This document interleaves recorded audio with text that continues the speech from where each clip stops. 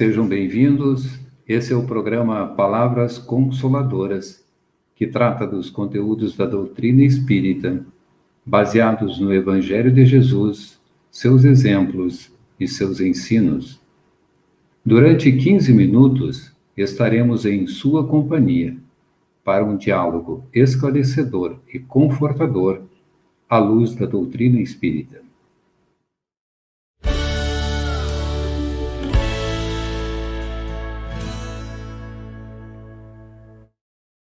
A União Municipal Espírita de Caxias do Sul nos oferece para o tema de hoje os inimigos desencarnados, com nosso convidado Márcio Festugato, colaborador do Movimento Espírita na Serra Gaúcha. Seja bem-vindo, Márcio. Boa noite, é um privilégio novamente estar aqui nesse maravilhoso programa As Palavras Consoladoras. Márcio, termos inimigos ou pessoas que não simpatizam conosco é algo até comum no mundo físico. Alguns mais, outros menos, dependendo dos hábitos e comportamentos de cada um. Mas termos inimigos desencarnados, como explicar isso? Bem, realmente, se olharmos essa pergunta pelo foco da visão materialista, do ponto de vista materialista, isso não existe, ou é um absurdo. Afinal, para os materialistas, só existe o que pode ser identificado pelos nossos 5 sentidos. Então, é muito comum nós ouvirmos que bandido ou inimigo morto significa problema eliminado. Só que a verdade é outra. Os chamados mortos realmente voltaram do túmulo para dizer que a morte não existe.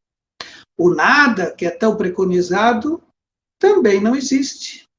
E que a vida realmente continua depois da vida física muito mais exuberante, muito mais ativa, inextinguível, vibrante e cheia de novas oportunidades. Ninguém morre e vira santo. Em verdade, continua sendo aquilo que era enquanto estava encarnado. Por isso, o termo certo é inimigo morto, inimigo invisível.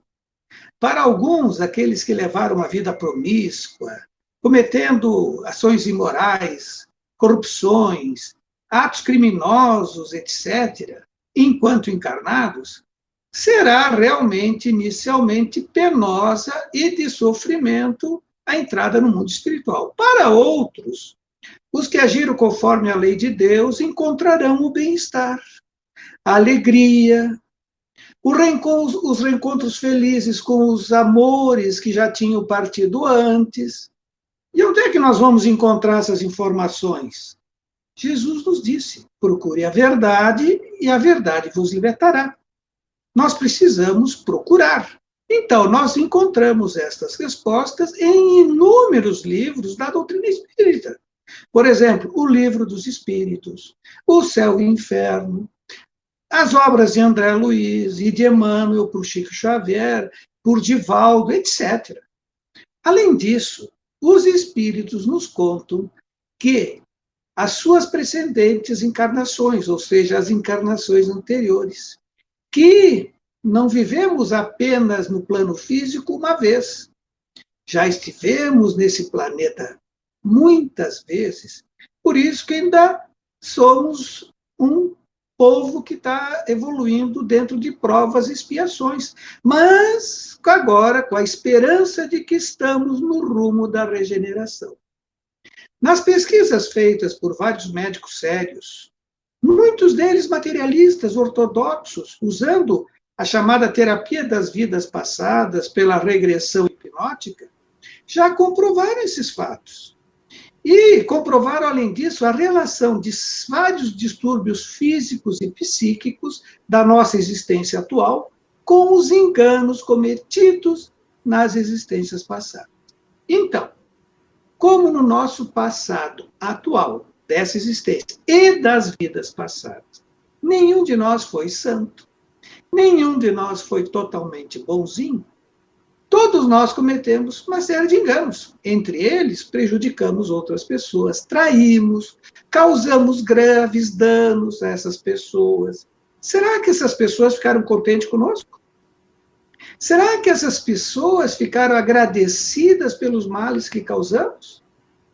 Nós ficaríamos se estivéssemos no lugar delas?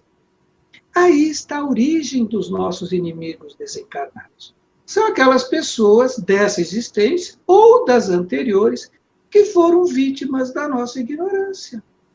Na realidade, com relação aos nossos inimigos, nós não somos só vítimas, nós também temos uma certa parcela de culpa.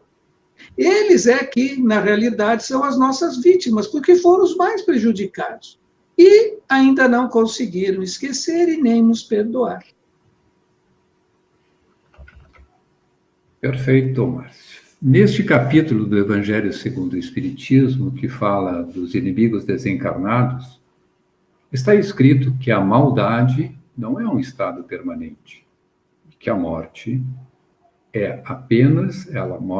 apenas nos livra da sua presença física, porque a vítima ainda vive, mas invisível aos nossos olhos e com mais liberdade para nos perseguir com os seus ódios. Que maneira esses nossos inimigos do mundo invisível manifestam sua malevolência para conosco? Isso a doutrina espírita nos explica muito bem, que ocorre pelo chamado processo obsessivo. São as chamadas obsessões simples, as fascinações ou subjugações. Sueli Caldas Schubert, no livro Obsessão e Desobsessão, nos conta como é que isso acontece. No início desse processo obsessivo, esse espírito localiza a sua vítima, ou seja, um de nós encarnados, identifica os nossos condicionamentos. O que são esses condicionamentos? As nossas más tendências, as nossas defesas desguarnecidas. E aí, envolve a sua vítima com seus fluidos perispirituais para garantir a sintonia mental efetiva. Está aqui o ponto. Sintonia mental.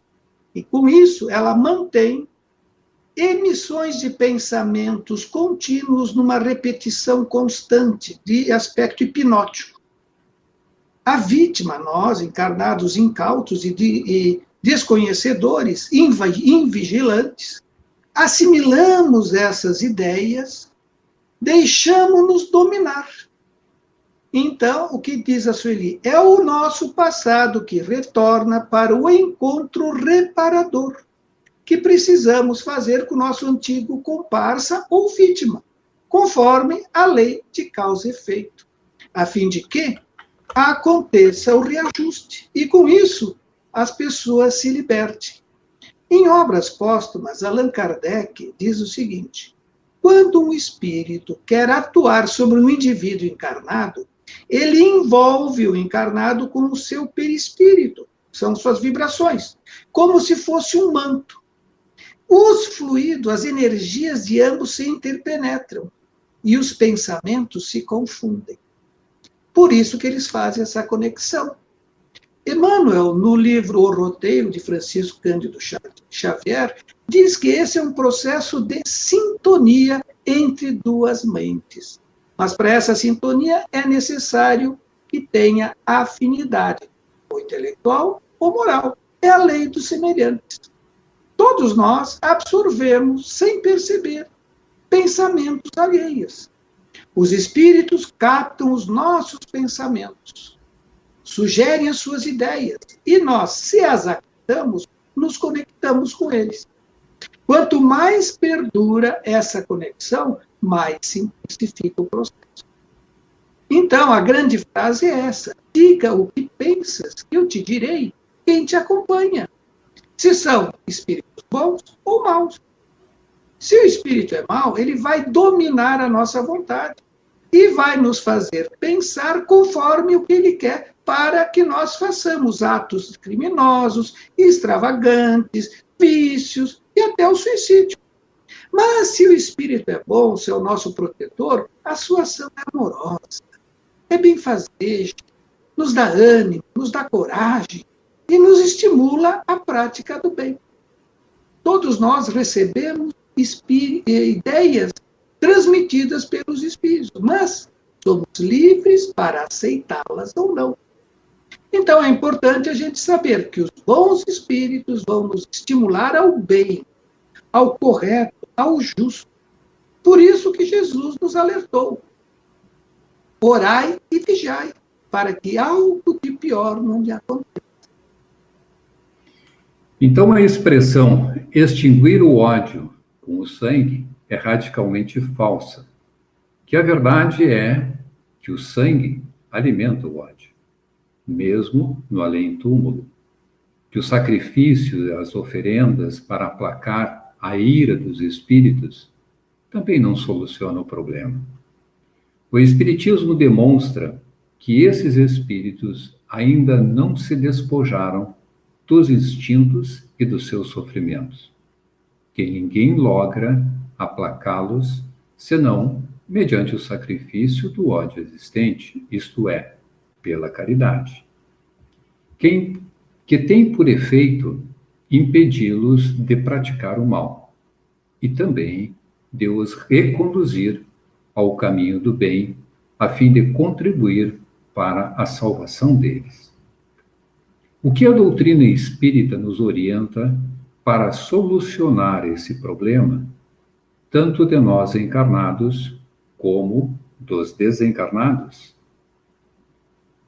Realmente só a doutrina espírita nos traz as explicações para isso. A terapêutica é a libertação de ambos. Por isso, o nosso amado Mestre Jesus nos orientou muito claramente: concilia-te depressa com o teu adversário enquanto está com ele no caminho. Amai os vossos inimigos, fazei o bem aos que vos odeiam, e orai pelos que vos perseguem e caluniam, a fim de seres filhos de vosso Pai. Como é que nós vamos fazer isso?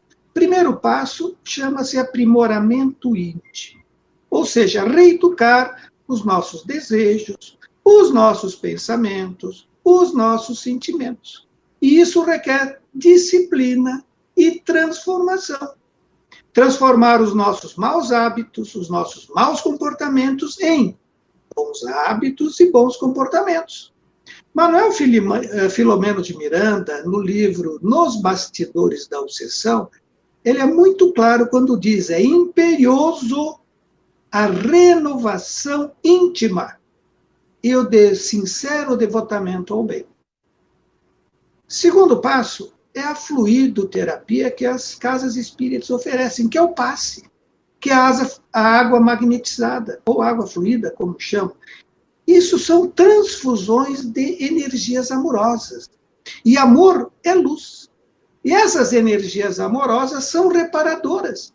E elas substituem as energias deletérias e tóxicas que impregnam o nosso perispírito e, consequentemente, o nosso corpo físico. E essas energias amorosas só podem ser fornecidas pelos espíritos bons, pelos nossos benfeitores. No Evangelho segundo o Espiritismo, Allan Kardec nos traz a explicação claríssima. É preciso que se expulse o fluido mal, com auxílio de fluidos melhores. Então, essa absorção desses fluidos depende muito de nós, os encarnados. Nós precisamos sintonizar com pensamentos elevados, com a fé, com a vontade de receber o benefício.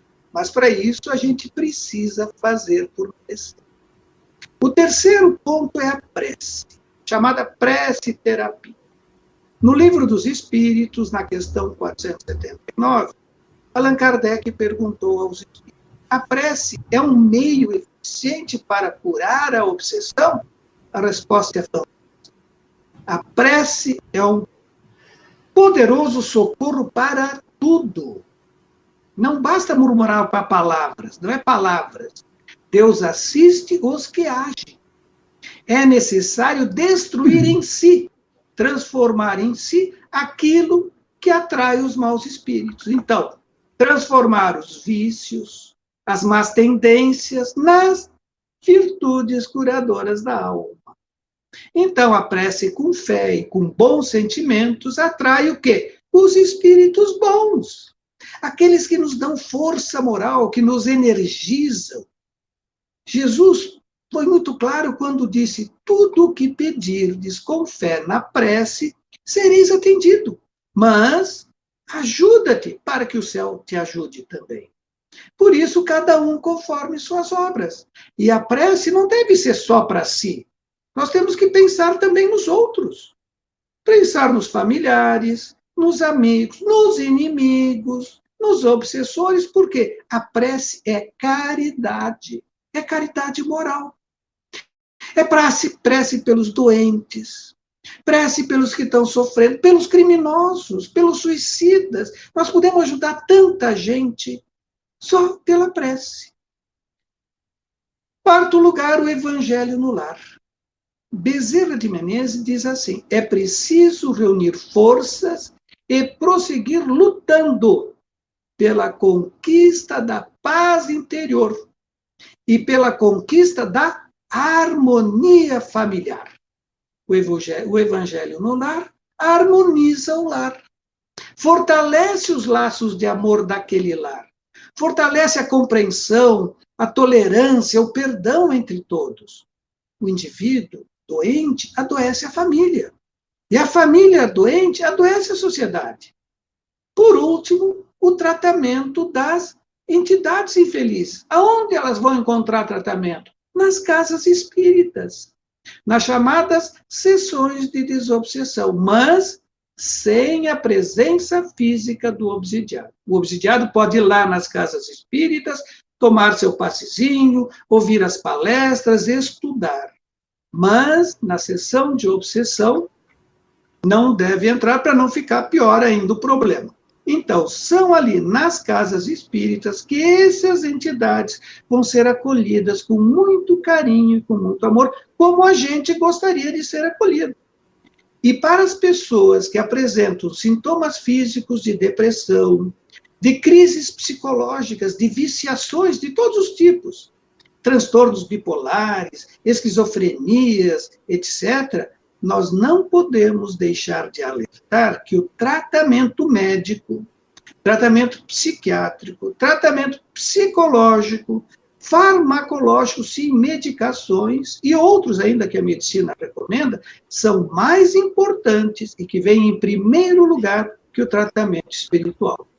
Perguntaram a Divaldo Franco: o centro espírita pode assumir o tratamento e orientar uma pessoa a abandonar o tratamento médico ou psicológico?